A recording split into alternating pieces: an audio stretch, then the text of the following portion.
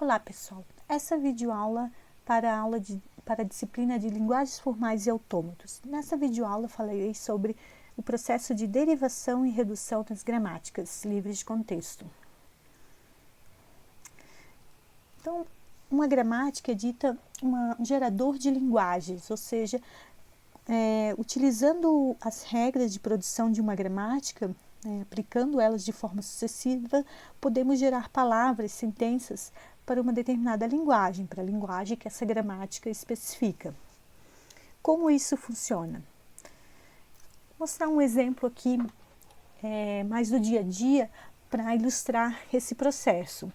Então, eu tenho essa gramática aqui, que eu utilizei como exemplo também na videoaula anterior, e eu vou usá-la aqui para gerar uma sentença. Essa sentença seria uma frase, uma oração da língua portuguesa, que ela é definida como está especificado na gramática através de suas regras de produção. Então, essa gramática que eu tenho definida aqui é uma gramática para oração. Então, o símbolo inicial, a oração, é o que define, que especifica o que representa essa gramática, né? Que linguagem ela representa. E aí, no processo de derivação, eu começo com o símbolo inicial da gramática, que é a oração.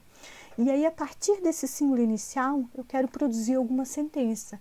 E como que eu vou produzir essa sentença? Eu vou substituindo essa palavra, né, esse símbolo que aparece ali, que a gente diz que é um não terminal ou uma variável, pelas suas regras de produção.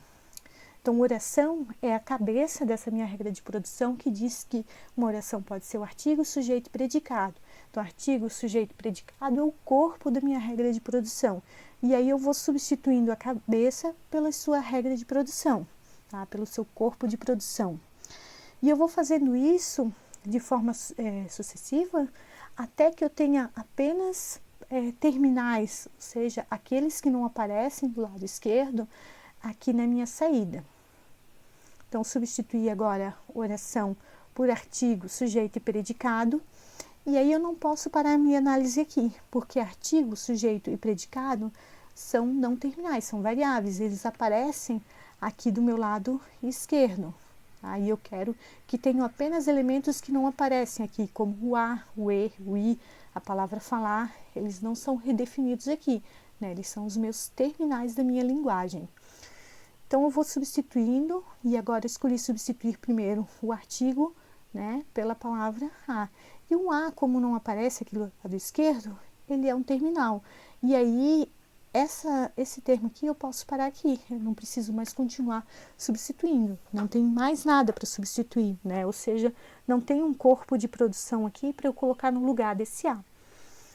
Mas eu tenho outros termos aqui, outras variáveis que eu preciso continuar a derivar, eu preciso continuar substituindo. Então, eu vou substituir o sujeito pelo substantivo. E o substantivo ainda não é um terminal, ele tem uma definição aqui do que ele pode ser. Então, eu tenho que continuar fazendo a substituição.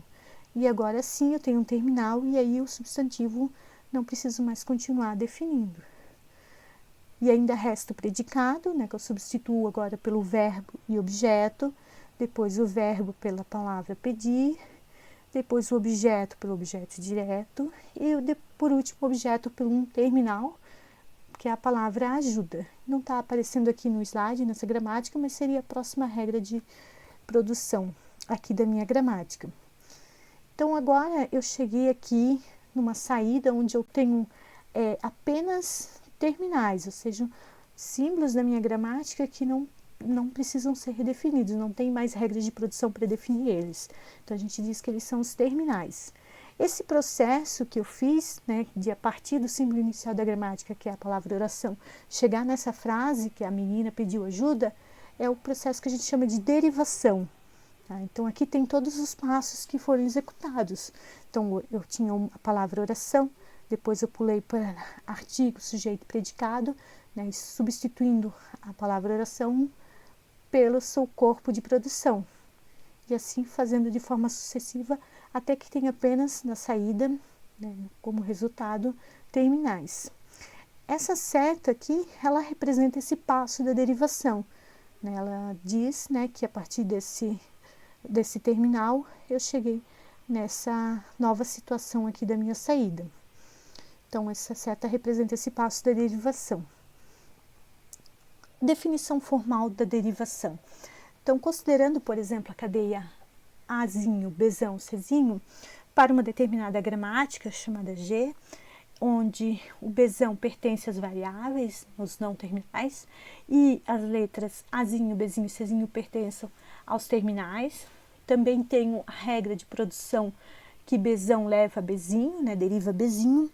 Eu posso dizer que um passo, né, uma derivação daquela cadeia Azinho, Bzão, Czinho, é gerar Azinho, Bzinho e Czinho, onde eu apliquei essa regra de produção, substituindo o Bzão pelo Bzinho.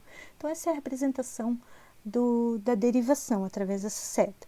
Eu também posso representar vários passos de derivação usando essa seta com o asterisco em cima, onde representa 0, 1, vários passos.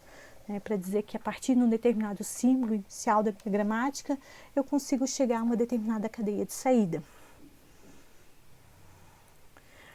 Vou mostrar um outro exemplo mais prático para expressões algébricas. Então, essa gramática aqui define expressões algébricas que fazer somas, multiplicações, e tem como terminais ali uma definição que poderia ser uma expressão regular, mas foi definida aqui através de uma regra de produção de gramática, que aceita palavras formadas com as letras A e B e números 0 e 1, só que essas palavras têm que começar com a letra A ou B.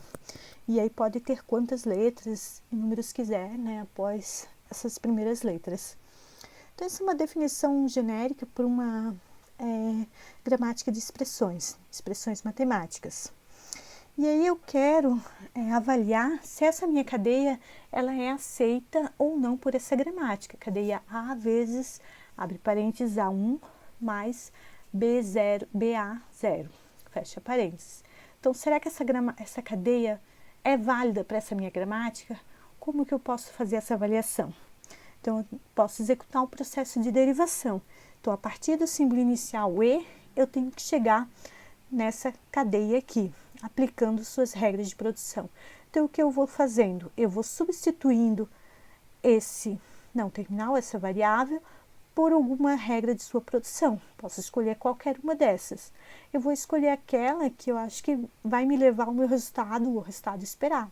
Pode ser que eu tenha alguma cadeia de entrada, que eu tenha alguma opção que não me leve ao resultado, que não valide aquela minha regra, dependendo do caminho que eu escolher. Então, eu vou executando isso de forma sucessiva até que eu consiga ter essa cadeia aqui na minha saída. Então, nesse próximo passo, eu substituí o primeiro N pela letra E. Né? Então, pelo símbolo substituir, a letra E, né, que aparece aqui no início, pela letra N, nesse processo de derivação. Depois eu substituí o N pela letra A, e aí agora eu já começo a ter algo mais parecido com a minha saída. Né? Então, eu substituí o segundo E pelo E, abre parênteses, fecha parênteses, e assim eu vou aplicando as minhas regras de forma sucessiva, até que eu consiga ter na saída apenas os terminais. Então, aplicando todas as regras, né, como mostrei na animação, eu consegui chegar aqui no final e ter a mesma cadeia, né, que eu estava avaliando inicialmente. E aí eu aceito aquela cadeia. Tá? Esse foi o processo de derivação dessa cadeia. Então, apliquei essas regras até que eu consiga ter apenas os símbolos terminais na minha saída. Também é muito conhecido, né, nesse processo de derivação, a derivação mais à esquerda e a mais à direita. Isso está relacionado à forma como eu vou fazer a derivação, né, as escolhas que eu vou fazer. Então, a derivação mais à esquerda seria quando a gente substitui primeiro a variável mais à esquerda por alguma regra de produção do seu corpo. Por exemplo, aqui, eu comecei lá na minha derivação que eu mostrei anteriormente, né? primeiramente eu não tenho escolha, né? Eu só tenho a letra E, né? Que é o símbolo inicial, substituir por essa regra aqui, E mais E. Poderia ser qualquer uma delas, isso não faria diferença se é derivação mais à esquerda ou mais à direita. Mas no passo seguinte, eu poderia escolher substituir primeiro esse primeiro E ou esse primeiro E. E eu escolhi substituir primeiro o primeiro E. Então, eu escolhi substituir o E pelo N. E fui fazendo isso de forma sucessiva, né, sempre escolhendo o termo mais à esquerda para substituir primeiro. E quando a gente faz dessa forma, a gente chama de derivação mais à esquerda. Né? Eu poderia ter outra alternativa, né, onde eu substituiria o segundo E. E eu poderia ter uma derivação como essa, né, aparecer um passo de derivação como esse, onde eu teria o E mais E vezes E, né, que continuaria ainda fazendo a minha derivação. Então, seria uma forma de diferente. E aí eu posso ter N formas de fazer a derivação, dependendo da gramática. Tá? Pode ser que todas levem a um resultado positivo, aceitando aquela cadeia de entrada, leva o mesmo resultado. Então, a derivação mais à esquerda seria sempre substituir primeiro o termo mais à esquerda. E assim, até que eu tenha só os terminais no final. Já a mais à direita é um processo semelhante, só que eu vou fazer de forma diferente. Eu vou substituir primeiro o termo mais à direita. Então, aqui eu já fiz diferente, eu fui substituindo sempre o termo mais à direita primeiro. Tá? A regra de produção que eu vou escolher aqui não faz diferença se a derivação é mais à esquerda ou mais à direita. Tá? O que influencia é qual dos termos que eu vou substituir primeiro aqui no meu passo de derivação. A árvore de derivação é uma forma de representar de uma estrutura que é muito utilizada para representar a cadeia que eu estou analisando. Muito usada quando se desenvolve um compilador, um analisador de texto, para armazenar as informações daquele texto que se está analisando. Eu posso representar esses passos da derivação, né, os elementos que fazem parte da minha entrada, através dessa árvore de derivação, ou também conhecida como árvore de análise sintática. Aqui eu vou representar de forma gráfica, né, de como que seria essa árvore de derivação.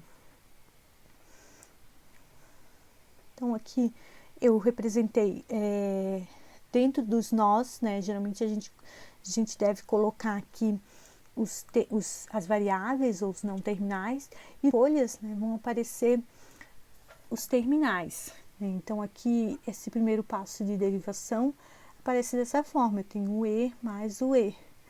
E assim eu vou continuar até que eu tenha feito toda a análise, né, todos os passos de derivação. Então, esse aqui é a minha árvore final. Então, aqui nos ler da esquerda para a direita, eu vou ter exatamente a minha saída. O A mais B vezes A1, que era aquela minha entrada que eu estava analisando. Essa árvore aqui, ela representa essa minha derivação mais à esquerda, que eu fiz no slide anterior. Muito embora graficamente ela pareça estar pendendo mais para a direita, mas ela segue aqui, né, os passos da derivação mais à esquerda. Aqui está a representação gráfica da derivação mais à direita. Ela ficou um pouco mais pendente para a esquerda. Então, essa é uma outra forma de derivar a mesma cadeia. O processo de redução. Então, muito embora o processo de derivação seja mais comum para explicar como que uma gramática pode ser utilizada para analisar uma cadeia, né, e aplicar suas regras de forma sucessiva, o processo de redução ele é mais comum quando se desenvolve analisadores de código através dessas gramáticas. O que é o processo de redução? É fazer o caminho inverso. Então, a partir da cadeia de entrada, eu quero agora chegar no símbolo inicial da gramática. Como que eu faço isso? Eu vou verificando na minha cadeia de entrada por qual corpo de produção eu posso substituir aquela cadeia de entrada e substituir, né, qual que eu posso comparar para chegar num símbolo inicial da gramática. E aí eu vou substituindo pela cabeça da produção, até que eu tenha apenas o símbolo inicial lá na minha saída. Então, aqui eu coloquei um exemplo, eu vou usar o mesmo exemplo a mesma cadeia de entrada e a mesma gramática para expressões. E aí, agora, em vez de partir do símbolo inicial, eu vou partir da minha cadeia de entrada. O que eu tenho que fazer? É comparar, né, esses meus símbolos de entrada com alguma regra de produção e substituir pelas cabeças dessa regra de produção.